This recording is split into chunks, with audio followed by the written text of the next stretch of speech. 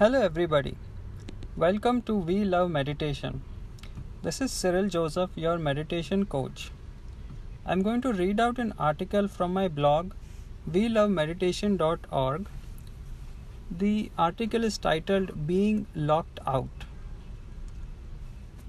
I written this article about 4 or 5 years ago, and that was the time when I just started writing and I started my meditation practice as a meditation coach.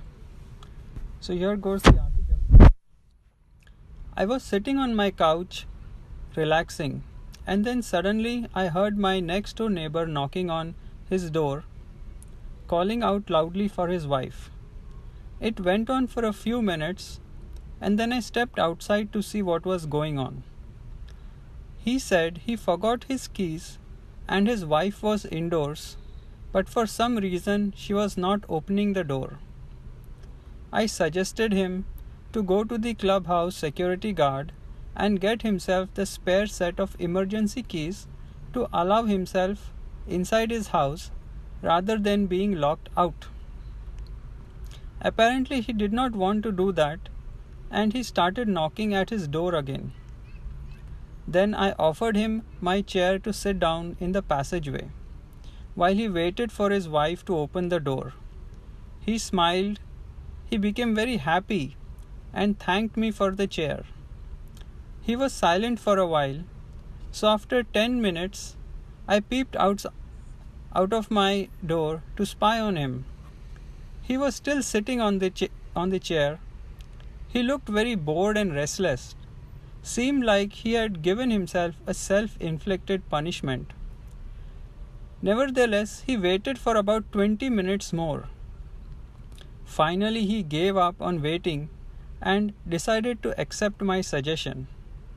He knocked at my door, returned back my chair, and then went to get help from the clubhouse security guard. Now, how often does something similar happen to us? I would say being locked out happens to all of us sometimes or another. Not out of the house, I mean, but out of things that are important to us. We get locked out of a friendship. We get locked out of a relationship. We get locked out of a job promotion. We get locked out of our family. We get locked out of a healthy habit. We get locked out of our spiritual growth. We get locked out of our business. We get locked out of our luck. We get locked out of being loved, and so on and so forth. And generally, what is our response to that? We keep knocking at the door, keep waiting, getting bored and restless, and in many cases eventually starting to develop resentment, anger and hatred towards the world and those around us. Sometimes, luckily, we may find a friend or neighbor to lend a helping hand or a chair to rest for a while.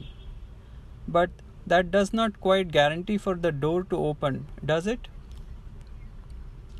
Needless to say, when being locked out, the best thing to do is to seek help from those in position to make a difference.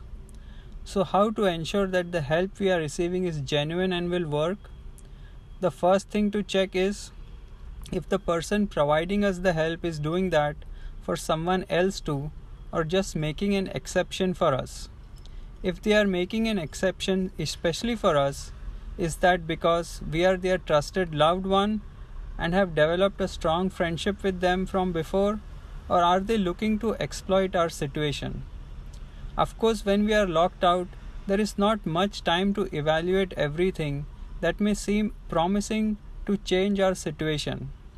However, doing the proper due diligence is prudent, as it has been said many a times before. An ounce of prevention is better than a pound of cure. Then the next thing to do is to make sure that we are actually following the directions on what has been recommended to us. Oftentimes, if the recommendation does not make sense or does not feel comfortable, then it is either completely ignored or performed incorrectly. Most likely, we will still be locked out, and when that happens, the initial trust towards the process is abandoned and the familiar knocking at the door is resumed, in the hopes of the door getting opened up on its own. At times, the door might just open up and the case is closed. However, the next time we get locked out, the expectation will be to keep knocking at the door vehemently until it opens on its own, and this time the outcome might be a very long and painful wait. Instead, once we get the keys to the door, then no matter how many times we get locked out, we can get ourselves back in effortlessly and at will. No door will dictate our emotional state of being, and we will have the freedom to be on either side of the door on our terms and timetable. Let us use this occasion of being locked out to find ourselves the keys and develop the skills we need in order to have power in our own hands.